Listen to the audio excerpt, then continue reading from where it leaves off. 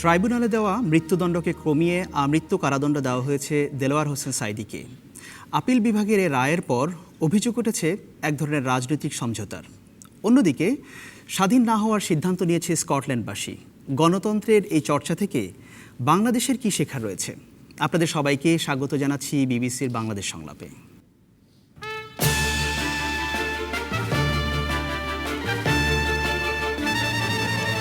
আজ প্যানেলে আছেন বেসামরিক বিমান চলাচল ও পর্যটন মন্ত্রী এবং বাংলাদেশের ওয়ার্কার্স পার্টির সভাপতি রাশেদ খান মেনন, বিএনপির জাতীয় স্থায়ী কমিটির সদস্য অবসরপ্রাপ্ত লেফটেন্যান্ট জেনারেল মাহবুবুর রহমান, ঢাকা বিশ্ববিদ্যালয়ের অধ্যাপক ও রাজনৈতিক বিশ্লেষক ডক্টর আসিফ নজরুল এবং বঙ্গবন্ধু মেডিকেল বিশ্ববিদ্যালয়ের সহকারী অধ্যাপক ও মুক্তিযুদ্ধে শহীদ পরিবারের সন্তান নুজহাত চৌধুরী।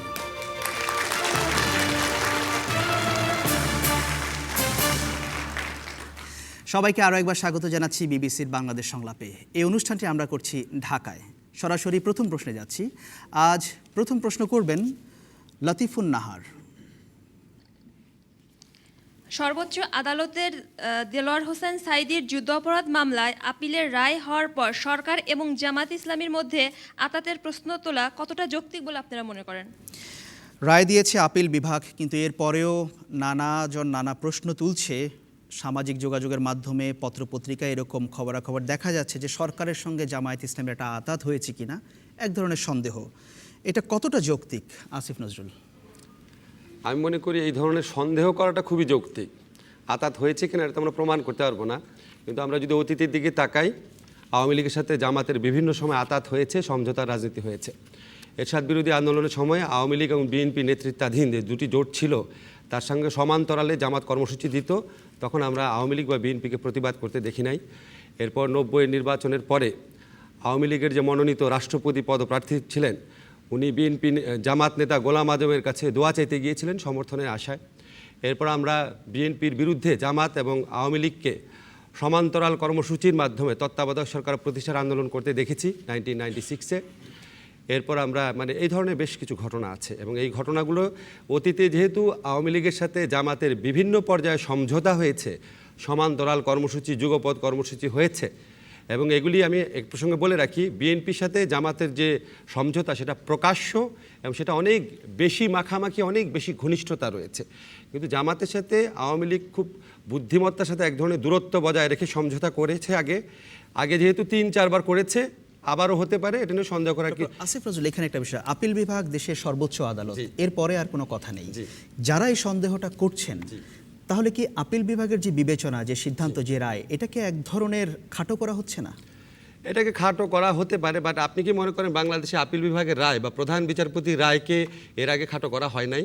এর আগে বিএনপি আমলে যখন প্রধান বিচারপতি ছিলেন, তখন উনি যখন বিএনপি একটা সাধারণ নির্বাচন করতে গিয়েছিল 2006-7, তখন যে প্রধান বিচারপতি ছিলেন, একটা মামলা উনি বন্ধ করে দিয়েছিলেন। তখন ডক্টর কামাল হোসেন এবং অন্যান্য আইনজীবীদের নেতৃত্বে এটা চরম প্রতিবাদ করা হয়েছিল, এবং সুপ্রিম কোর্টে প্রধান বিচারপতির যে এজলাস আছে সেখানে লাথি দিয়ে কাজ ভাঙচুরের ঘটনা ঘটেছিল।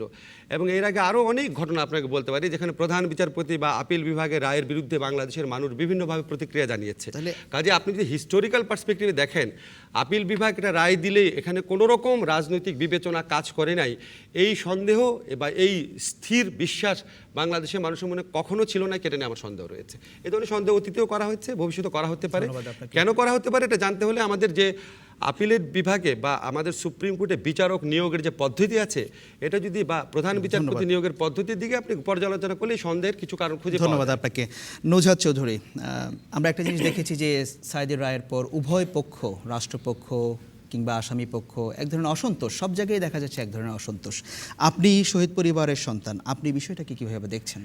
সাঈদী হচ্ছে একজন চিহ্নিত যুদ্ধাপরাধী। হ্যাঁ, তিনি যে যুদ্ধাপরাধী সেটা নিয়ে জনমনেও কখনো কোনো সন্দেহ ছিল না। এমনকি সর্বোচ্চ আদালতও কিন্তু তিনি যে অপরাধী, তার অপরাধ যে আছে সেটা কিন্তু স্বীকার করেছেন। সাজা কি হবে সেটা পরের বিবেচ্য বিষয়, কিন্তু সে যে যুদ্ধাপরাধী সেটা কিন্তু এখন বাংলাদেশের সর্বোচ্চ আদালত কর্তৃক প্রমাণিত। এখন জামাতও বলতে পারবে না যে সাঈদী একজন যুদ্ধাপরাধী নয়। এখন সেরকম একজন চিহ্নিত যুদ্ধাপরাধীকে শহীদ সন্তান বলে নয়, আপনি যদি একজন বাংলা মায়ের অন্নবস্ত্রে পুষ্ট সন্তান হন, এদেশের নাগরিক হিসেবে এদেশের জন্ম যিনি চাননি সেরকম একজন যুদ্ধাপরাধীকে যদি সর্বোচ্চ শাস্তি দেয়া না যায়, তাহলে আমার একজন বাংলাদেশের নাগরিক হিসেবে, শুধু শহীদ সন্তান হিসেবে না, আমার একজন বাংলাদেশের নাগরিক হিসেবে উল্টো আপনাদের কাছে প্রশ্ন, বাংলাদেশের সর্বোচ্চ শাস্তি পাওয়ার জন্য তাহলে আর কত বড় অপরাধ করা মির্জা লাগে? চৌধুরী, একটি বিষয়, এই যে একটা সন্দেহের কথা বলা হচ্ছে, আসিফ নজরুল্লাহ যেটা বললেন, এখন অনেকেই প্রশ্ন তুলছে যে মুক্তিযুদ্ধের যে সেন্টিমেন্ট, এটা নিয়ে মানুষের, যে দেশের মানুষের যে আবেগ, এটাকে নিয়ে কি রাজনীতি করা হচ্ছে? আচ্ছা, এরকম একটা কিন্তু অভিযোগ প্রায়শই করা হয়। এখন আমার কথা হচ্ছে কি, যারা রাজনীতিবিদ তারা প্রতিটা জিনিস নিয়েই রাজনীতি করবেন, এবং এটাকে মানে খারাপ দিক যেমন আছে, আমরা যেমন ব্যবহৃত হই, কিন্তু জিনিসটা হচ্ছে যে রাজনীতিতে আদর্শ তো একটা বড় ব্যাপার, আমি যেভাবে দেখি। হ্যাঁ, সুতরাং আদর্শ যেখানেই যার যে আদর্শ হোক, জামাতের অ্যান্টি লিবারেশন আদর্শটা নিয়ে, আওয়ামী লীগ তাদের প্রো লিবারেশন আদর্শটা নিয়ে, বিশেষ করে এটা তো অস্বীকার করা যাবে না যে আওয়ামী লীগ কিন্তু মুক্তিযুদ্ধের নেতৃত্ব দানকারী দল।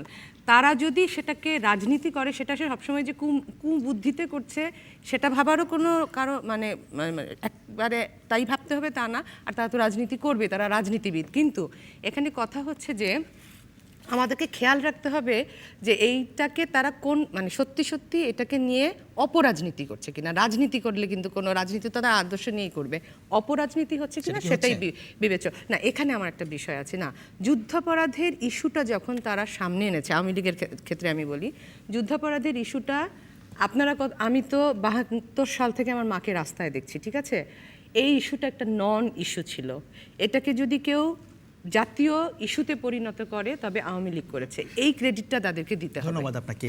দর্শকদের কাছে ফিরে যাই এই বিষয়টা নিয়ে মতামত দেওয়ার জন্য। অনেকগুলো হাত দেখতে পাচ্ছি, শুরুতেই সামনে। এইখানে আমি যে কথাটা বলবো, যে রাজনীতি এটা রাজপথেই থাকে আমরা জানি, এবং এটা যেটি রাষ্ট্রের ক্ষেত্রে একটি সর্বোচ্চ পর্যায়ে থাকে, কিন্তু সেটি যদি আদালতের ক্ষেত্রে চলে যায়, সর্বোচ্চ আদালতের ক্ষেত্রে চলে যায়, তাহলে এটা ঘৃণ্যতম ব্যাপারই হয়। তবে আমি চাই যে এই যে রায়টা হলো, এই রায়টা সর্বোচ্চ আদালত দিয়েছে, অতএব এটাকে আমরা সেভাবে মান্য করতে পারি। কিন্তু যদি প্রশ্ন থেকে যায়, সে প্রশ্ন তো অবশ্যই সব জনগণের মধ্যেই দেখা দেবে। ধন্যবাদ আপনাকে। বাঁ পাশে তৃতীয় সারিতে। মানবতা বিরোধী অপরাধে গত বছর 28শে ফেব্রুয়ারি ছাইদির বিরুদ্ধে যে মৃত্যুদণ্ডাদেশ দিয়েছিলেন আন্তর্জাতিক অপরাধ ট্রাইব্যুনাল 1, তো সেখানে আনীত অভিযোগ ছিল, অভিযুক্তের বিরুদ্ধে 20টি আনীত অভিযোগ ছিল, তার মধ্যে 8টি অভিযোগ প্রমাণিত হয়েছে। 8টি অভিযোগের 2টি অভিযোগের রায় আসলো মৃত্যুদণ্ডাদেশ। এক্ষেত্রে 6টি অভিযোগের কোনো দণ্ড দেওয়া হয়নি। তো রাষ্ট্রপক্ষ আপিল করলো সর্বোচ্চ আইনের খুঁটিনাটি বিষয়, কিন্তু সার্বিকভাবে দর্শক সার্বিকভাবে আসলে আমরা অবাক হই, আমাদের বিবেক বাবাই কাদায় যে কেন রাষ্ট্রপক্ষ এই আপিল করার পরও সর্বোচ্চ দণ্ডিত করা হলো না, কেন তাকে শুধুমাত্র আমৃত্যু কারাদণ্ডে দণ্ডিত করা হলো। আমি জনাব আসিফ নজরুল স্যারের কাছে জানতে চাই আরও একটি প্রশ্ন, সেটা হচ্ছে, ধন্যবাদ আপনাকে। একটি প্রশ্ন যথেষ্ট, অনেক ধন্যবাদ আপনাকে। কেন আদালত সেটি দিয়েছে, এটি বিস্তারিত রায় বের হওয়ার পরে সেটা আসা যাবে। আপনাকে বসতে হবে। ধন্যবাদ আপনাকে, আপনার বক্তব্য দিয়েছেন। মাঝখানে আরেকজন। গণজাগরণ মঞ্চের উপর যে বর্তমানে পুলিশি হামলা হচ্ছে, তা থেকে প্রমাণিত নয় যে আওয়ামী লীগের সাথে জামায়াতের আতাত হয়েছে? ধন্যবাদ আপনাকে। প্যানেলে ফিরে আসি। রাশেদ খান মেনন এই রায়ের পর 14 দল একটা বৈঠক করেছিল, আপনিও সেখানে ছিলেন। খবরের কাগজে যেটি এসেছে, আপনি বলেছেন যে জনগণের প্রত্যাশা এবং বাস্তবতার মধ্যে ব্যাপক ফারাক রয়েছে, এবং এই যে একটা সন্দেহের কথা বলা হচ্ছে জামায়াতের সাথে সমঝোতার, কি বলবেন আপনি? প্রথম কথা হচ্ছে, আমি তো স্পষ্ট করেই বলেছি যে মানুষের প্রত্যাশা ছিল, এবং এখানে দর্শকদের একই প্রত্যাশা আছে, সেটা ছিল যে এই মৃত্যুদণ্ডটি বহাল থাকবে। কিন্তু নতুন শব্দ আমরা শিখেছি সম্প্রতি সময়ে আমাদের জুরিসপ্রুডেন্সে, সেটা হচ্ছে আমৃত্যু কারাদণ্ড। এই শব্দটি কিন্তু আগে কখনোই ব্যবহৃত হয়েছে বলে আমার জানা নেই, তবে সম্প্রতি সময়ে এটি ব্যবহৃত হচ্ছে। তো একটা কথা যেটা বলতে চাই সেটা হলো যে আমাদের সুপ্রিম কোর্ট কিন্তু এ ধরনের রায়ের ক্ষেত্রে এ ধরনের বিষয়ে তারা অতীত এই কাজগুলো করেছেন। যেমন যখন গোলাম আজমের নাগরিকত্বর বিচার যখন হচ্ছিল, যেখানে সমস্ত দেশ জুড়ে মানুষ গোলাম আজমের নাগরিকত্ব বাতিল করে এবং সমস্ত যুক্তিতে গোলাম আজমের নাগরিকত্ব বাতিলের প্রস্তুতি এসছে সামনে, আমরা দেখলাম এখানে আবার নিয়ে আসলেন জন্মসূত্রে বাংলাদেশি কথা বলে গোলাম আজমকে নাগরিকত্ব ফিরিয়ে দেওয়া হলো। সুতরাং সুপ্রিম কোর্টের এই আচরণটি আমার কাছে খুব বিস্মিত মনে হয়নি, কারণ আমাদের দেশের সুপ্রিম কোর্ট বলি বা অন্য কোর্ট বলি বাস্তবতার সাথে নিরিখে এসে তারা তাদের মতো করে বিচার বিবেচনাগুলো করার চেষ্টা করেন। এখানে একটি প্রশ্ন এসছে, সেটা হচ্ছে কোনো আতাতের প্রশ্ন আছে কিনা। আমি তো যেটা গত 18 তারিখে পার্লামেন্টে মাননীয় প্রধানমন্ত্রী যে সমাপনী বক্তব্য রাখলেন, তিনি তো সেখানে খুব স্পষ্ট করে বলেছেন যে তিনি হতাশকা বললেন। তিনি বলেছেন যে সবচেয়ে বড় কথা হচ্ছে যে সে একজন ধর্ষক, একজন অপরাধ প্রমাণিত হয়েছে এবং তিনি হতাশা প্রকাশ করেছেন।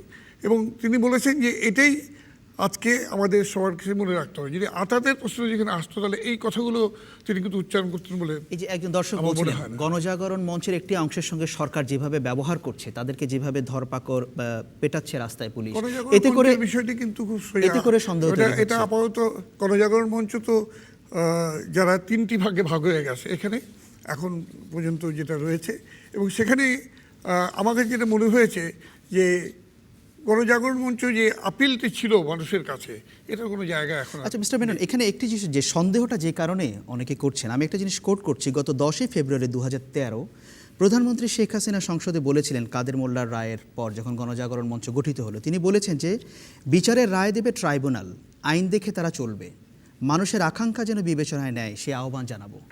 এই কারণে কি জিনিসগুলো আমিও সেটা মনে করি যে আমাদের সুপ্রিম কোর্টকে উচিত ছিল মানুষের প্রত্যাশাটাকে বিবেচনার মধ্যে নেওয়ার জন্য, কারণ এখানে যে কম্প্রোমাইজটি হয়েছে বলে হচ্ছে না এক ধরনের সরকার কি চায় সেটাকে বলে দেওয়া আগে থেকে কেন হবে? এটা তো মানুষের, আমি তো দাবি করব যে আমি চেয়েছি যে এটা মৃত্যুদণ্ড দেশ বহাল থাকুক, এটা কি ডিকটেশন হবে? ডিকটেশন হলো, তাহলে কি আইনের বাইরে গিয়েও মানুষের সেন্টিমেন্টকে আদালত গ্রহণ করবে?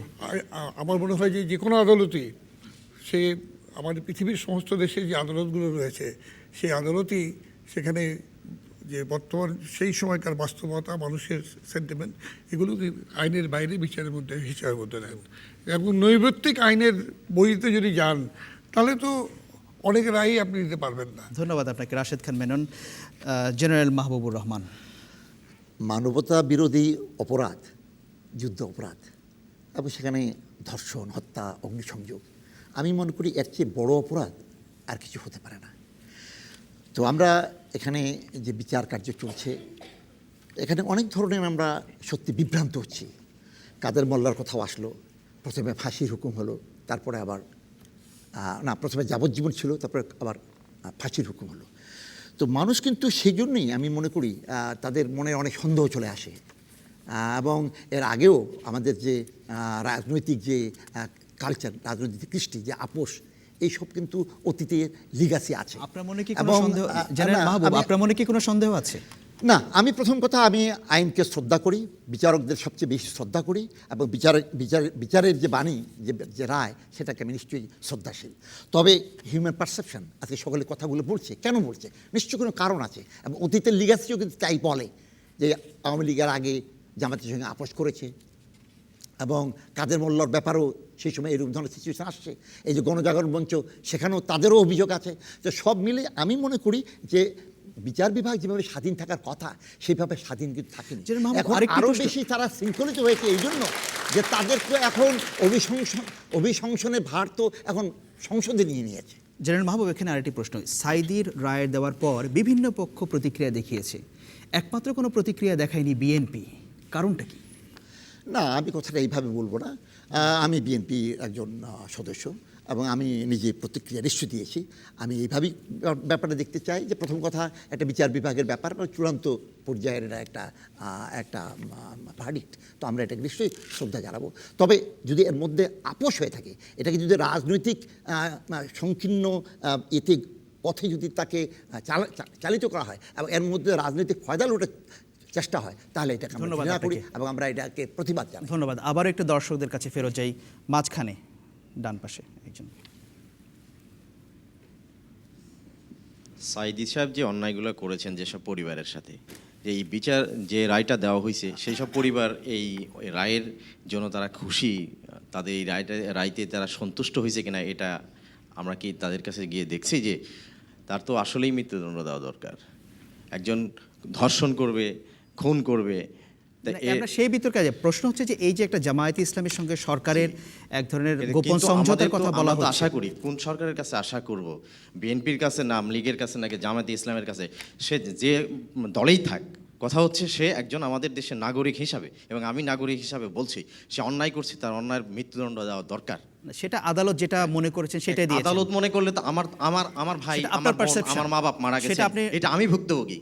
সেটা আমাকে আদালত। আপনি জিজ্ঞাসা করেন আমি শান্তি পাইছি কিনা, তার ধন্যবাদ। অবশ্যই তার মৃত্যুদণ্ড দেওয়া ধন্যবাদ আপনাকে। পেছনে সর্বশেষ সারিতে 16তম সংশোধনীতে বিচারকদের যে অপসারণ ক্ষমতা সংসদে নিয়েছে সেটার সঙ্গে যুদ্ধাপরাধী বিচারের কোনো সম্পর্কতা আছে কিনা? আর এই বিষয়টাতে আপনি কি বলবেন? এই যে একটা সমঝোতার কথা বলা হচ্ছে। হ্যাঁ, আমার মতে এটা অবশ্যই আতাত আছে সরকারের সাথে। আচ্ছা, ধন্যবাদ আপনাকে। প্যানেলে ফিরে আসি, নুজহাত চৌধুরী, আপনি এটা যোগ করতে চেয়েছেন। আমার যেটা মনে হয়, আমি একজন মানে এটা মনে রাখার জন্য বলছি যে আমি একজন শহীদ পরিবারের সদস্য, এবং এই রায়ের পরে আমি যতটা কেঁদেছি আপনারা ততটাই কেঁদেছেন বলে আমি বিশ্বাস করি। কিন্তু আমি এই কথা বলতে চাই না। বাংলাদেশের সর্বোচ্চ আদালত একটি নির্দেশে, আতাতে, কোনো কিছুতে ইনফ্লুয়েন্সড হয়ে একটা রায় দিবে, আমি যতই সংক্ষুব্ধ হই এই কথা আমি বলবো না। আমি আমার সর্বোচ্চ আদালতকে সে সম্মান জানাতে চাই, এবং আমি মনে করি আতাতের আশঙ্কা কিন্তু করবার একটা কারণ আছে। আমরা প্যানেলিস্টদের কাছ থেকেও শুনেছি, আশঙ্কা আমাদের থাকতেই পারে, আমরা ভয় পেতেই পারি, হ্যাঁ, কিন্তু এই যুদ্ধাপরাধীদের বিচারটাকে প্রশ্নবিদ্ধ করার জন্য বিরোধী শিবির থেকে কিন্তু সবসময় এই চেষ্টাটা করে আসা হয়েছে, এবং জামাত কিন্তু এটা চাইবে যে আপনাদের সবার মনে যুদ্ধাপরাধের বিচারটাকে প্রশ্নবিদ্ধ করতে, যেটা আদতেই ঠিক হচ্ছে কিনা, স্পষ্ট হচ্ছে কিনা, স্বচ্ছ হচ্ছে কিনা, সকল আন্তর্জাতিক, মানে আমি যেটা বলতে চাই, সর্বোচ্চ আদালত তার বিবেচনায় রায় দিয়েছে, এটা শিরোধার্য। এখানে আতাতের কথা বললে আপনি প্রত্যেকটি রায়কে প্রশ্নবিদ্ধ করবেন, শেষ পর্যন্ত যুদ্ধাপরাধের বিচারটাকেই প্রশ্নবিদ্ধ ধন্যবাদ করবেন, আপনাকে, এটা নুজহাত সঠিক চৌধুরী। নয়। ধন্যবাদ। আসিফ নজরুল, খুব সংক্ষেপে আপনি যেটা যোগ করতে চেয়েছেন।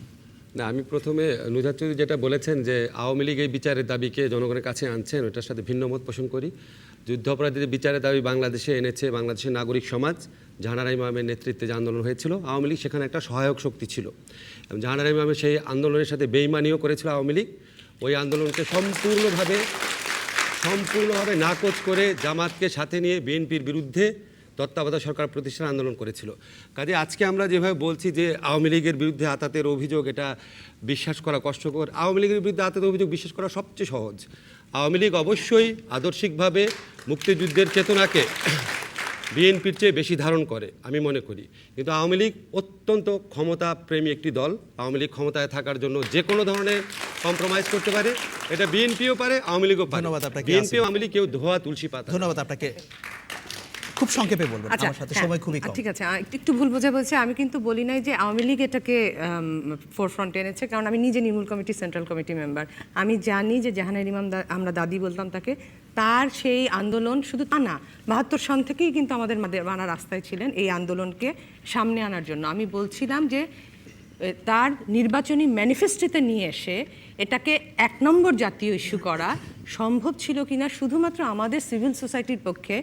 বেয়ার ইন মাইন্ড যে আমি কিন্তু ওই আন্দোলনের সাথে ছোটকাল থেকে সম্পৃক্ত। ধন্যবাদ আপনাকে, নুজহাত চৌধুরী। একটু বলতে দেন, 1 মিনিটও লাগবে না বোধহয়। প্রথম কথা হচ্ছে যুদ্ধাপরাধের বিচারের দাবিটি, এটি আনুষ্ঠানিকভাবে এবং প্রাতিষ্ঠানিকভাবে এই 2009 যে গঠিত সংসদ, সেই সংসদটাই কিন্তু সামনে এসছে, এবং এই সংসদটি কিন্তু সেই মহাজোটের সংসদ ছিল, যেখানে বিএনপি উপস্থিত থেকেও এই প্রস্তাবের পক্ষে ভোট দেন নাই। সুতরাং যে কথা বলছেন যে অনেক আন্দোলন হয়েছে, আসিফ নজরুল আজকে ভুলে যান তিনি বিচিত্রার সাথে যুক্ত ছিলেন এক সময়, এবং সেই সময় বিচিত্রাতে বিশাল একটা ক্যাম্পেইন হয়েছিল রাজাকারদের বিরুদ্ধে এবং ইসের বিরুদ্ধে। এখন তার অবস্থানটা পরিপূর্ণ ভিন্ন বলে হয়তো এগুলো আপনাকে কে বললো পরিপূর্ণ ভিন্ন? না আপনি- সরি মনেই করেছেন। আপনাকে ব্যাখ্যা করতে হবে। আপনি কিভাবে জানেন ভিন্ন? আপনি ভিন্ন তো না, বটেই, ভিন্ন আপনার না। অবস্থানটি প্রশ্নই আসে না। প্রতিদিনই শুনি আমরা। প্রতিদিনই আপনার talk show শুনি আমরা, আপনার talk show শুনাতে এই স্পষ্ট। বিচারের স্বচ্ছতা নিয়ে প্রশ্ন তুললে কি বিচার না, প্রক্রিয়ার না, বিরুদ্ধে তা চলে তো গেল? হবে। এই বিচারের আপনার অবস্থানটি পক্ষে আমি ভিন্ন, এর কোনো 4টি সন্দেহ লেখা, নেই। আমি আপনাকে অন রেকর্ড বলছি, এই বিচারের পক্ষে 4টি লেখা আমি প্রথম আলোতে লিখেছি। এখন আপনি সরকারের মন্ত্রী হয়েছেন, আপনি যেভাবে বিশ্বাস করবেন সবকিছু তো আমি সেভাবে বিশ্বাস নাও করতে পারি, ভিন্ন মত থাকতেই পারে। খুব সংক্ষেপে যদি আপনি শেষ করেন। রাশেদ খান মেনন। না, আমি যেটা বলছিলাম, সুতরাং জাতীয় সংসদের প্রস্তাবনার মধ্য দিয়ে এটি সামনে এসছে এবং সেই সংসদটি হচ্ছে নবম জাতীয় সংসদ, যেটি নিয়ে সরকার পরিচালনা করছেন আওয়ামী লীগ। সুতরাং আজকে যদি কেউ দাবি করেন যে একটা নাগরিক আন্দোলনের মধ্য দিয়ে ব্যাপারটা হয়ে গেছে, ওটা সেরকম নয়। নির্মূল কমিটি আন্দোলন তো দীর্ঘদিন ধরে করছি আপনি আমরা। বলছেন যে এটা একটা সহায়ক ছিল। এটা সহায়ক ছিল। ধন্যবাদ আপনাকে। সেই জায়গায় আমরা গেছি। নির্মূল কমিটি আন্দোলন, সেক্টরস ফোরাম কমান্ডারদের আন্দোলন, আমাদের বিভিন্ন রাজনৈতিক দলগুলোর আন্দোলন, সেই আন্দোলনগুলোর ফলশ্রুতি হচ্ছে এটা। ধন্যবাদ আপনাকে রাশেদ খান মেনন। আমি শ্রোতা দর্শককে এখানে জানিয়ে রাখি, বিবিসি বাংলাদেশ সংলাপে উত্থাপিত বিষয়গুলো নিয়ে আপনারা আরও বিস্তারিত মতামত দিতে চাইলে আপনি বিবিসি বাংলার ওয়েবসাইট bbcbangla.com, এখানে আপনার মতামত দিতে পারবেন। আর আপনারা যারা ফেসবুক ব্যবহার করছেন, ফেসবুকে বিবিসি বাংলার পাতায় আপনার মতামত দেওয়ার সুযোগ তো আছেই। এখন একটি ছোট্ট বিরতি নিচ্ছি, আশা করছি ফিরে এসে আপনাদের সাথেই পাবো।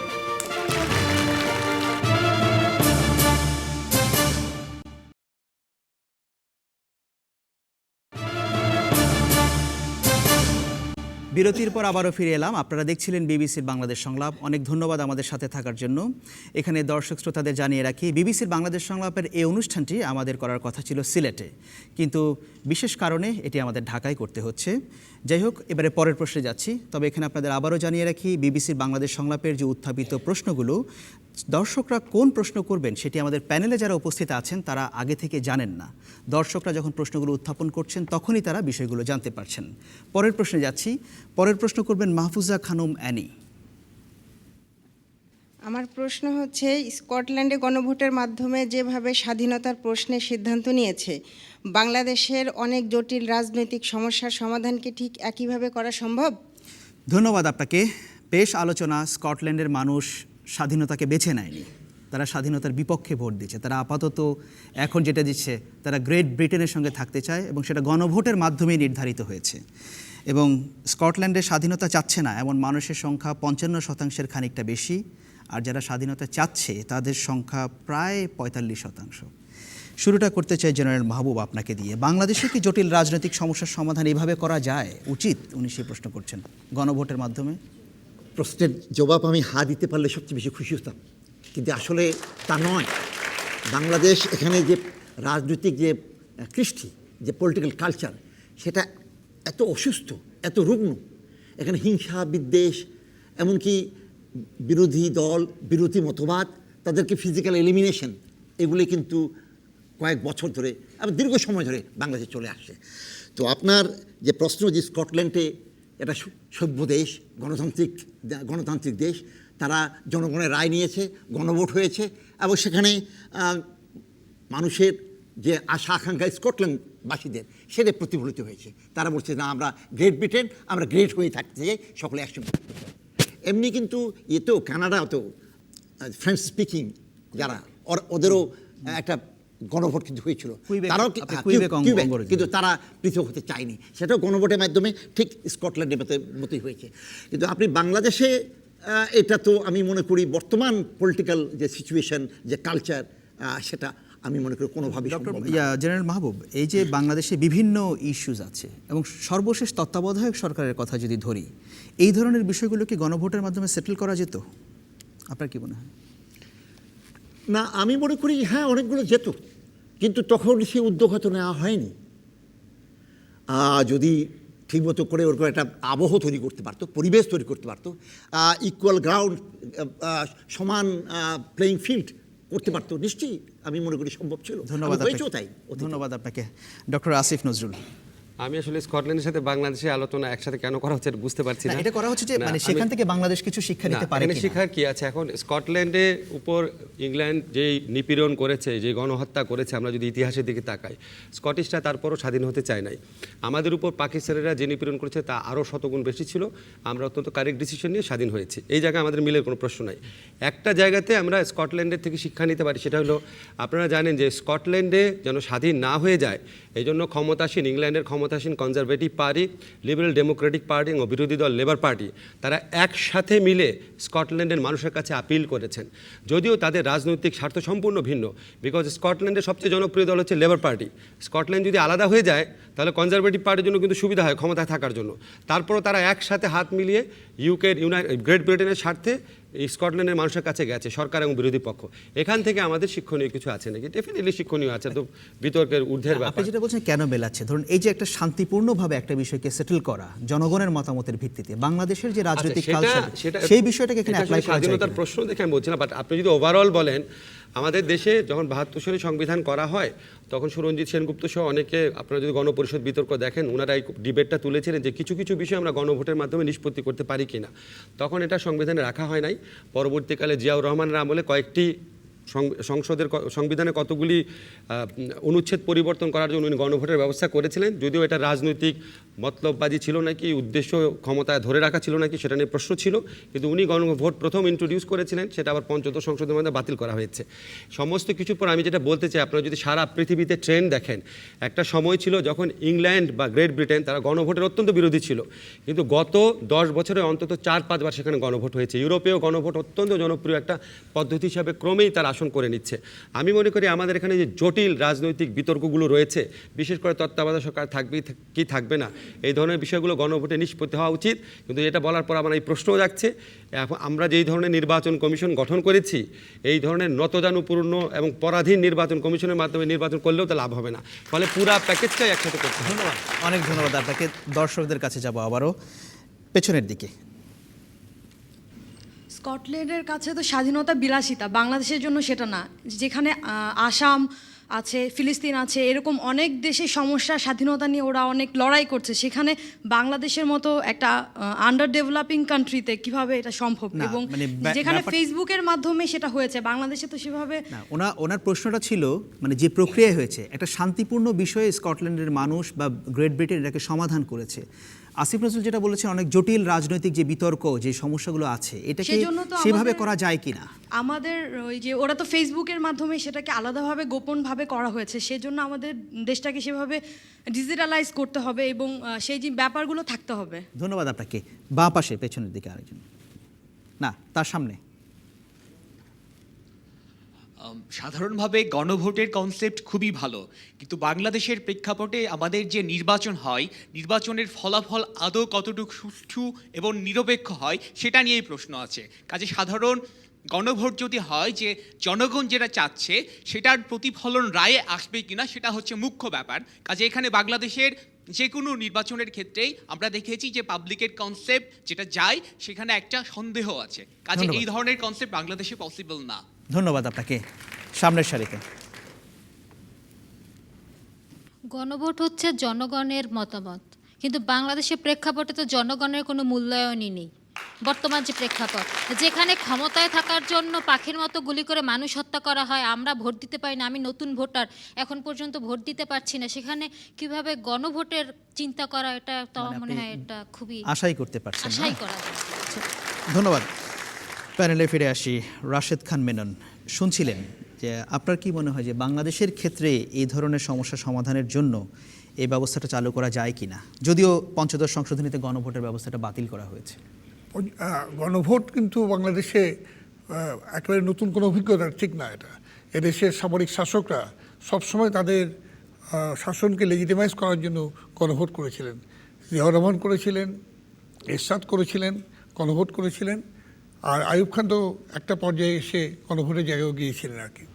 এবং যে কথাটি এখানে এসছে, কথা বলা প্রয়োজন, কারণ ইতিহাসগুলোকে একটু সবাইকে স্মরণ রাখলে ভালো হয়, যে জিয়াউর রহমান যে গণভোটের বিধান যেটি পঞ্চম সংশোধনীতে যুক্ত করেছিলেন আমাদের সংবিধানে, সেই গণভোটের বিধানটি হচ্ছে মূলত সংবিধানের যে মৌলিক বিষয়গুলো, অর্থাৎ সংবিধানের প্রস্তাবনা, সংবিধানের রাষ্ট্র পরিচালনার নীতি ইত্যাদি বিভিন্ন যে প্রশ্নগুলো, এগুলোকে প্রশ্ন করা যাবে না, এই হিসেবে সে গণভোটের ছাড়া এটা করা যাবে না, এই হিসেবে সেই জিনিসগুলো নিয়ে এসেছিল। সুতরাং ওর মধ্য দিয়ে যেটা আমরা বুঝতে পারি সেটা হচ্ছে যে পরিপূর্ণভাবে ৭২ পরবর্তী রাজনীতিতে যে গণতান্ত্রিক যাত্রা আমরা শুরু করেছিলাম সেটাকে উল্টে দিয়ে একেবারেই স্বৈরাচারী সামরিক স্বৈরাচারী ব্যবস্থা প্রতিষ্ঠা করার জন্য এই হাতিয়ারগুলো ইউজ করা হয়েছে। এখন স্কটল্যান্ডে যে ঘটনাটা ঘটেছে সেটা তাদের দীর্ঘ অভিজ্ঞতার ফলশ্রুতি। এটা স্কটল্যান্ডে হয়েছে, কানাডার কথা জেনারেল মাহবুব বললেন, কানাডাতে হয়েছে, কিন্তু সেটা হচ্ছে সুনির্দিষ্ট ইস্যুতে, একেবারেই সুনির্দিষ্ট। সেটা হচ্ছে যে তারা চান কি চান না এই হিসাব করে সুনির্দিষ্ট ইস্যুতে, এবং সেখানে সবারই মতামত দেওয়ার এই অধিকারটা সেখানে ছিল। কিন্তু আমাদের দেশে এই গণভোট যেভাবে হয়েছে অতীতে এবং যেভাবে হবে বলে ভবিষ্যতে এখানেই আশঙ্কা প্রকাশ করছেন আমাদের দর্শকরা, সেখানে আমি মনে করি না যে গণভোট দিয়ে আমাদের এই মুহূর্তে আমাদের রাজনৈতিক সমস্যার সমাধান আমরা বা জটিল রাজনৈতিক প্রশ্নের সমাধান। ধন্যবাদ আপনাকে। নুজহাত চৌধুরী। আমি দর্শকদের সাথে একবারে একমত হতে চাই যে আসলে স্কটল্যান্ডের মতো গণভোট করে একটা বিষয়কে মীমাংসা করার জন্য দীর্ঘ একটি গণতান্ত্রিক অভিজ্ঞতার প্রয়োজন হয় এবং সেটার উপর জনগণের কমপ্লিট ফেইথের প্রয়োজন হয়। এ দুটোরই আমাদের দেশে হয়তো অভাব আছে, হয়তো কেন অভাব আছে। সুতরাং আমার মনে হয় গণভোট করে তত্ত্বাবধায়ক সরকারের ইস্যুটা সলভ করা এই মুহূর্তের জন্য কোনো প্র্যাকটিক্যালিটি না। কিন্তু যেটা আমরা শিখতে পারি স্কটল্যান্ডের এই ঘটনা থেকে সেটা হচ্ছে সহনশীলতার বিষয়টা, যে আমি আমার দিকটি আপনাকে বলবো, আপনি শুনবেন, আপনার ইচ্ছা হলে আমাকে মেনে নেবেন, না হলে না। কিন্তু তারপরে আমি কি করব? আমি আবার আমার রাজনৈতিক প্রচেষ্টা চালিয়ে যাব, কিন্তু আমি মুনিরের মতো 15 বছরের ছেলেকে জ্বলন্ত দগ্ধ করে মারবো না। এই সহনশীলতাটা আমরা শিখতে পারি। ধন্যবাদ নুজহাত চৌধুরী আপনাকে। দর্শক শ্রোতাদের আবারও জানিয়ে রাখি, বিবিসির বাংলাদেশ সংলাপের আগামী অনুষ্ঠানগুলোতে আপনারা অংশ নিতে চাইলে আপনি টেলিফোন অথবা SMS করতে পারেন 01-752-777-222 এই নম্বরটিতে। এছাড়া আপনি ইমেইলও করতে পারেন। ইমেইল করার ঠিকানা সংলাপ@bbc.co.uk। আরেকটি বিরতি নিচ্ছি, আশা করছি ফিরে এসে আপনাদের সাথেই পাবো।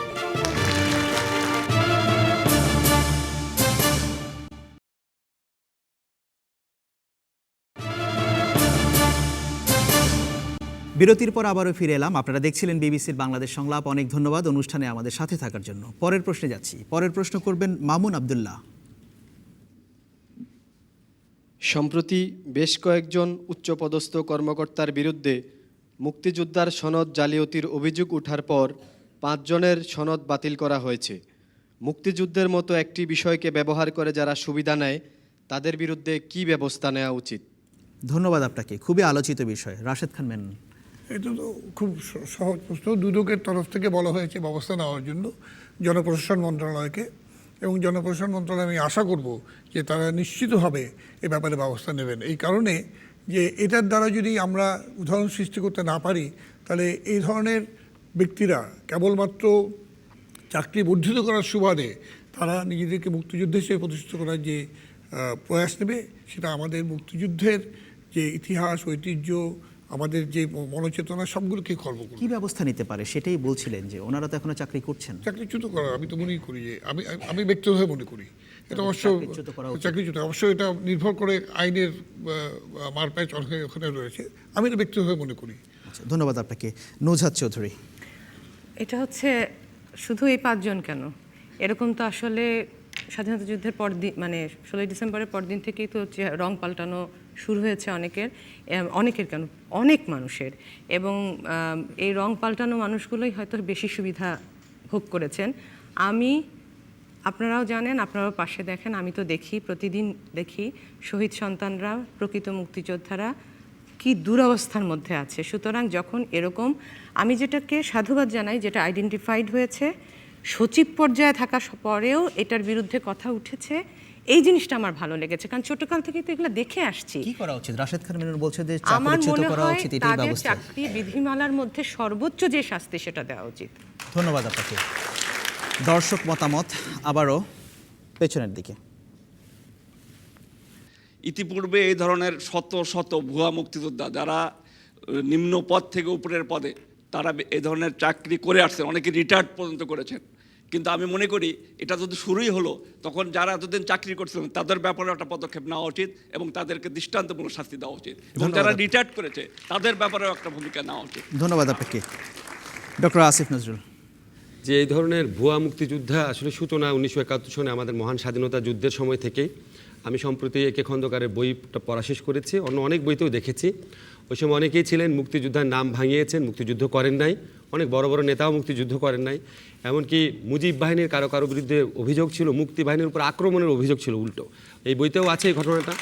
এবং এরপরে আমরা দেখেছি কিছু কিছু মুক্তিযোদ্ধা নামধারী ব্যক্তি ছিল যারা বাংলাদেশে এসে লুটতরাজ করে আবার ফেরত যেত, একদম খুবই অল্প সংখ্যক কিন্তু ছিল। প্রক্রিয়াটা ওই সময় থেকে ছিল, এটা থাকবে। কিন্তু আমাদেরকে আমরা কতটাকে চিহ্নিত করতে পারলাম, আমরা কতটা প্রকৃত মুক্তিযোদ্ধাদের সম্মান জানাতে পারলাম, সেটাও বহুলাংশে ডিপেন্ড করে আমরা যদি ভুয়া মুক্তিযোদ্ধাদের চিহ্নিত করতে পারি এবং তাদের শাস্তি দিতে পারি। এই যে ঘটনাটা যেটা চিহ্নিত হলো, এটা কিসের ইঙ্গিত দিচ্ছে? এটা ইঙ্গিত দিচ্ছে যে সরকারি বিভিন্ন পর্যায়ে মুক্তিযুদ্ধের চেতনা নিয়ে বিরাট ধরনের ব্যবসা বাণিজ্য হচ্ছে, বিরাট ধরনের অপব্যবহার হচ্ছে, বিভিন্ন সুবিধা লাভের চেষ্টা করা হচ্ছে। কারোটা আমরা ধরতে পেরেছি, অনেকে হয়তো এর বাইরে রয়ে গেছেন। আমি মনে করি শুধু তাদের চাকরিচ্যুতি না, তারা পেনাল কোড অনুযায়ী 420 বা জালিয়াতি অপরাধ করেছেন, তাদের জেলে দেওয়া উচিত। এরকম কয়েকটা দৃষ্টান্তমূলক ঘটনা যদি ঘটে, শুধুমাত্র তখন এই ভুয়া মুক্তিযোদ্ধাদের দৌরাত্ম্য থেকে আমরা মুক্তি পাবো। ধন্যবাদ আপনাকে। সামনের সারিতে আরেকজন দর্শক। প্রসঙ্গ হলো মুক্তিযোদ্ধা, তা আমি একজন মরণোত্তর মুক্তিযোদ্ধার সন্তান, তাই আমি বলছি বাংলাদেশের আনাচে কানাচে আমার মনে হয় এখনও অনেক প্রকৃত মুক্তিযোদ্ধা লুকায়িত আছে, যাদেরকে এখনও সরকার চিনতে পারে নাই। কিন্তু মুক্তিযোদ্ধা হিসেবে তাদের নাতি নাতনি ছেলেমেয়েরা সুযোগ সুবিধা পাবে বলে এই সরকারের এই সুযোগ সুবিধাকে কাজে লাগানোর জন্য নিম্ন পর্যায় থেকে শুরু করে উচ্চ পর্যায় পর্যন্ত যে জালিয়াতি শুরু হয়েছে, আমার মনে হয় এটা সুষ্ঠু তদন্ত দরকার। ধন্যবাদ আপনাকে। জেনারেল মাহবুব। মুক্তিযুদ্ধে সনদ জালিয়াতি এবং কোন পর্যায়ে? সর্বোচ্চ পর্যায়ে সচিবরা করছেন। এর চেয়ে আমি মনে করি কলঙ্কজনক অধ্যায় আর হতে পারে না। এটা জাতির আমাদের সবচেয়ে বড় কলঙ্ক যে মুক্তিযুদ্ধ নিয়ে আমরা ব্যবসা করছি, দুর্নীতি করছি, জালিয়াতি করছি, ভুয়া সনদ দিচ্ছি এবং বিদেশি মেহমানদের আমরা ক্রেস্ট দিচ্ছি, তার স্বর্ণ আমরা লুটেপুটে খাচ্ছি। আমি মনে করি এর জন্য সর্বোচ্চ সাজা নিশ্চয়ই দেওয়া উচিত। আমি মনে করি এটা দেশদ্রোহিতার একটা অপরাধ আমি মনে করি। ধন্যবাদ আপনাকে। পরের প্রশ্নে যাচ্ছি। পরের প্রশ্ন করবেন রিমা আক্তার। বিয়ের বয়স কমিয়ে ছেলেদের ক্ষেত্রে 18 এবং মেয়েদের ক্ষেত্রে 16 বছর করার যে চিন্তাভাবনা সরকার করছে, তাকে স্বাগত জানানো উচিত বলে কি আপনারা মনে করেন? বাংলাদেশে বিয়ের বয়স কমিয়ে আনার ক্ষেত্রে এক ধরনের চিন্তাভাবনা সরকার করছে, এমনটা আমরা খবরের কাগজে দেখেছি। সেই প্রসঙ্গে এই প্রশ্ন। নুজাত চৌধুরী, এটা কি স্বাগত জানানো যায়? আমি ব্যক্তিগতভাবে একজন নারী হিসেবে, একজন ডাক্তার হিসেবে আমি মনে করি যে আসলে এটা লজিকটা পিছনে কি আমি বলতে পারবো না, কারণ আমি কোনো অসুবিধা দেখছি না 18 থাকলে। বরং আমি মনে করি বাংলাদেশে যেখানে বাল্যবিবাহের এরকম প্রাদুর্ভাব, সেখানে যদি, এবং আমি ডাক্তার হিসেবে এই কারণে বলছি যে আর্লি প্রেগনেন্সি খুব হার্মফুল মানে মহিলাদের জন্য। সুতরাং একটু যদি 16 করলেই যে খুব একটা অপরাধ হয়ে যাবে মেডিকেল টার্মসে বা কোনোভাবে, তাও না, কিন্তু আমি মনে করি 18 আছে, 18 থাকলেই ভালো। সরকার তো মনে করছে পৃথিবীর অনেক দেশে এই বিয়ের বয়সটা আরও কম আছে, এমনকি বাংলাদেশের মতো যেগুলো উন্নয়নশীল দেশ, এমনকি ইন্দোনেশিয়ার মতো দেশে মুসলিম দেশ 16 আছে আমি দেখতে পাচ্ছি মেয়েদের বয়সের ক্ষেত্রে। আমি জানি সেটা, হ্যাঁ, মানে আমি তাই বলছি যে 16 করলেই যে খুব মহাভারত অশুদ্ধ হয়ে যাবে তাও নয়, কিন্তু 18, যেখানে আপনার 18তেও বিয়ে দিয়ে দিচ্ছে মেয়েদের 12তে, হ্যাঁ, আর 16তে বিয়ে দিয়ে বলছে যে 21, সেখানে 18 থাকলে অসুবিধাটাই বা কোথায় সেটাও আমি বুঝতে পারছেন না। আসিফ নজরুল, আপনি কি বুঝতে পারছেন? আমি সরকারের এই পরিকল্পনাকে সাধুবাদ জানাই। এটা একদম সমাজ বাস্তবতার নিরিখে করা হচ্ছে। কারণ আমাদের দেশে আমরা অনেকে আছি ওয়েস্টার্ন কান্ট্রিগুলোকে দেখে শহরে মানে গ্রাম বাংলার যে পারিবারিক বাস্তবতা, সমাজ বাস্তবতা বিচ্ছিন্ন থেকে মনে করি এটাই আমাদের অ্যাডপ্ট করা উচিত, কিন্তু এটা তো আসলে অ্যাডপ্ট হয় না। আমাদের এখানে যে 18 বছর করা হয়েছে, আমাদের গ্রামাঞ্চলে কি আইন দেখে সবাই 18 বছরে বিয়ে দিচ্ছে, নাকি অল্প অল্প বয়সী মেয়েদেরকে বেশি বয়স দেখে বিয়ে কিন্তু দিচ্ছে। আপনি এই কথা বলছেন যদি ডক্টর আসিফ, আমি আপনাকে ধরিয়ে দিচ্ছি একটা বিষয় যে অনেকেই এই বিষয়টা নিয়ে একটা নেতিবাচক প্রতিক্রিয়া দেখিয়েছেন। বিভিন্ন সংস্থা বলছে, যেমন আমি একটা কোট করছি, বাংলাদেশ জাতীয় মহিলা আইনজীবী সমিতি, তারা মেয়েদের অধিকার নিয়ে কাজ করে। তারা বলছে যে বিয়ের ক্ষেত্রে বয়স নির্ধারণের জন্য যে আলোচনা চলছে তা এদেশের আর্থসামাজিক প্রেক্ষাপটে কোনোভাবেই সঙ্গতিপূর্ণ নয়। আমি মনে করি এদেশে আর্থসামাজিক প্রেক্ষাপটে সম্পূর্ণভাবে সঙ্গতিপূর্ণ, কারণ এই দেশে আমরা নারীদেরকে শিক্ষা এবং সম্পদের ক্ষেত্রে এত পিছিয়ে রেখেছি, শুধু বিয়ের বয়সের ক্ষেত্রে আপনি ইন্টারন্যাশনাল স্ট্যান্ডার্ড আনবেন, এটা হয় না। সমাজ বাস্তবতা অনুযায়ী এটা কারেক্ট বয়স হবে বলে আমি মনে করি। আচ্ছা, ধন্যবাদ আপনাকে। দেখি দর্শকরা বিষয়টাতে কি ভাবছেন। বাঁ পাশে একজন নারী হাত তুলেছেন, তৃতীয় সারিতে, ওনার কাছে যাই। ধন্যবাদ। আমি একজন নারী হিসাবে বলবো, এবং আমি গ্রাসরুট লেভেলে কাজ করেছি দীর্ঘদিন, সেই অভিজ্ঞতার আলোকে বলবো যে 18 বছর যে মানে মেয়েদের বিয়ের বয়স নির্ধারণ করা হয়েছে, এই ইতিপূর্বে বাংলাদেশে এমন কোনো নজির রেখেছে কিনা যে 18 বছরের নিচেই বিয়ে দেওয়া হয়েছে, তার জন্য অনেক বড় শাস্তি দেওয়া হয়েছে এবং সমাজ তার থেকে শিক্ষা নিয়েছে। বরঞ্চ যে বয়সটা আছে সেখান থেকেই সেই স্ট্যান্ডার্ড থাকা উচিত। এবং প্যানেলে আপা বললেন প্রেগনেন্সি ঝুঁকি, আর্লি প্রেগনেন্সি ঝুঁকি, বাল্যবিবাহ, বহু বিবাহ, যৌতুকের যে প্রভাব অনেকটা মেয়েদের উপরে বর্তায়, এখান থেকে আরও নিষ্কৃতি পাওয়া যাবে। কোনো অবস্থাতেই ওয়েস্টার্ন কান্ট্রির কোনো কৃষ্টি কালচার বাংলাদেশের প্রেক্ষাপটে সঙ্গতিপূর্ণ না। ধন্যবাদ আপনাকে। তার পেছনে আরেকজন। আমি একটা প্রত্যন্ত অঞ্চলে কাজ করি কিশোরী এবং মায়েদের নিয়ে, এবং সেখানে দেখা যাচ্ছে যে 18 বছরের যে কিশোরীটাকে, তাকে তার সনদপত্রে জন্ম বয়স কমিয়ে 14 কি 15তে বিয়ে দেওয়া হচ্ছে। আর এখন যদি 18 থেকে আরও কমিয়ে নিয়ে আসেন, তাহলে সেই সনদপত্রটাকে কমিয়ে 10 থেকে 12তে চলে আসবে, এবং মা বাবা মনে করবে যে আমরা মুক্তি পেয়ে গেলাম, আমাদের মেয়েদের আর লেখাপড়া করাতে হবে না, তাদেরকে আমাদের লুক আফটার করতে হবে না, তারা লাইবিলিটিস তাদেরকে আমাদের সংসার থেকে বাদ দিয়ে অন্য সংসারে দিয়ে দাও। ধন্যবাদ। তবে আমি মনে করি না যে এটা খুব ওয়াইজ হবে, এবং বয়স যেটা আছে সেটাই থাকা উচিত, এবং স্ট্রিক্টলি মেনটেন করা উচিত, যাতে এটা প্রচলিত থাকে। ধন্যবাদ আপনাকে। মাঝখানে আরেকজন দর্শক। আমরা একটি প্রতিবেদনও দেখেছি যে বাংলাদেশের সরকার তার ব্যর্থতাকে ঢাকার জন্য সেই বর্তমানে বয়স নিয়ে চিন্তা ভাবনা করছে। মানে আপনি কি সমর্থন করেন এটাকে? না, আমি এটা সমর্থন করি। মানে যা আছে এটাই থাকা উচিত, বর্তমানে যেটা আছে এটাই থাকা উচিত মনে করি। আচ্ছা, ধন্যবাদ আপনাকে। প্যানেলে ফিরে আসি। Lieutenant general Mahbubur Rahman. বাল্য বিবাহ রোধ, এখানে বালক এবং যুবক বা যুবতী, এই জিনিসটার ডেফিনেশন কিন্তু হয়ে আছে। যদি আমরা বাল্য বিবাহ রোধই করতে চাই, তাহলে বাল্যকালে ছেলেমেয়ের বিয়ে দিব না, এটাই তো কথা।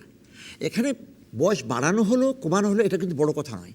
বড় কথা আমি যেটা মনে করি যে মেয়েদের অধিকারকে নিশ্চিত করা, সংরক্ষণ করা, এবং তাকে শিক্ষিত করা, এবং তার মতামতকে সম্মান দেওয়া। আমি মনে করি এটাই যদি আমরা নিশ্চিত করতে পারি, তাহলেই এই সমস্যাগুলো সমাধান হয়ে যাবে। ধন্যবাদ আপনাকে। আরেকজন দর্শক এখানে দ্বিতীয় সারিতে। আমাদের একটা কথা মনে রাখতে হবে, বাস্তবতা আমাদের সকল আইন নীতি নির্ধারণের ভিত্তি হওয়া উচিত। আর মানুষের জন্য আইনের জন্য মানুষ নয়। আমি প্রায় 35 বছর যাবৎ নারী উন্নয়ন বিভিন্ন বিষয়ে কাজ করি, এবং বাংলাদেশের জাতীয় নারী উন্নয়ন নীতিমালাটি আমার নারী উন্নয়ন অধিকার ও নিরাপত্তার কৌশলপত্র প্রায় কার্বন। বাংলাদেশে যত আইনি করা হোক, বর্তমান অবস্থায় 75% মেয়েদের বিয়ে হয় যারা তৃতীয়, চতুর্থ, পঞ্চম শ্রেণী পর্যন্ত পড়েছে 12-13-র মধ্যে। এটি বাংলাদেশে একটি আপনি এই বিষয়টাকে কিভাবে দেখছেন? সরকার যদি বয়সটি কমিয়ে আনে, মনে হয় বাংলাদেশের অবস্থাকে করে বাংলাদেশ সরকার যেই কমাতে চাচ্ছে সেটাই যৌক্তিক। তাইলে আমরা বাস্তবতাকে মেনে নেব। ধন্যবাদ আপনাকে। মানে আপনি বয়স কমানোর পক্ষে বলছেন। প্যানেলে ফিরে আসে রাশেদ খান মেনন। সিদ্ধান্ত হয়নি, চিন্তাভাবনার কথাই আমরা খবরের কাগজে দেখেছি। আসলে আলোচনা হয়েছে। ঠিকই বলেছেন যে কোনো সিদ্ধান্ত হয়নি, কিন্তু আলোচনা হয়েছে, এবং সে আলোচনার মধ্যে সমাজ বাস্তবতা একটা খুব গুরুত্বপূর্ণ প্রশ্ন হিসেবে এসছে। কারণ দেখা যাচ্ছে যে এই বাল্যবিবাহের ক্ষেত্রে 18 বছর বয়সসীমা নির্ধারণের পরও বাল্যবিবাহ রোধ করা যাচ্ছে না, এবং আমাদের সর্বশেষ যে ইউএন রিপোর্ট যেটা বেরিয়েছে তাতে বাংলাদেশ বাল্যবিবাহের ক্ষেত্রে সবচেয়ে পিছিয়ে আছে। মানে সরি এগিয়ে আছে, অবস্থা খারাপের দিক থেকে পিছিয়ে আছে। সেই জায়গায় যে আলোচনা হয়েছে যে জাতিসংঘের যে ইসের ব্যাপার, সেখানে বলা হয়েছে যে 16 বছর অথবা সেই দোষের বাস্তবতা অনুসারে সেই আলোচনাটা এখানে এসছে। এবং সেখানে আমার মনে হয় যে এই ব্যাপারে সিদ্ধান্ত গ্রহণের আগে বিভিন্ন নারী সংগঠন সবার সাথে আলোচনা করি, এটা করা হবে বলে আমি বিশ্বাস করি এবং সেখানে সবাই মতামত দেবেন। তবে আমি নিজে মনে করি যে আমাদের শিশু আইনের ক্ষেত্রেও আমি মনে করি যে 18 বছর যেটা করা হয়েছে, যেটা আমরা বলেছি, এবং যেটা আমরা বাল্যবিবাহের ক্ষেত্রে বলেছি, দুটোই একটু ভ্রান্ত। 18 জায়গায় 16 হওয়াই বাঞ্ছনীয়। মানে আপনি কি মনে করছেন যেটা কমিয়ে আনাটা ভালো হবে? আমি মনে করি 16 বাঞ্ছনীয়। আচ্ছা, ধন্যবাদ আপনাকে রাশেদ খান মেনন। একই সাথে আমি ধন্যবাদ জানাচ্ছি প্যানেলে বাকি 3 জনকেও। ধন্যবাদ রইল দর্শক হিসেবে আপনারা যারা প্রশ্ন করেছেন, মতামত দিয়েছেন, আপনাদেরকেও। আর আমি দুঃখ প্রকাশ করছি অনেক হাত তোলার পরেও যাদেরকে সুযোগ দিতে পারিনি সেই জন্য। আর এই অনুষ্ঠানে সার্বিক সহযোগিতা করার জন্য চ্যানেল আই এবং বিয়াম ফাউন্ডেশনকে বরাবরের মতোই ধন্যবাদ জানাচ্ছি। বিবিসির বাংলাদেশ সংলাপের আগামী অনুষ্ঠানটি হবে সিলেটে। আশা করছি বরাবরের মতো সেই অনুষ্ঠানটি আপনারা দেখবেন। সে আশা রেখে আজ এখানে বিদায় নিচ্ছি।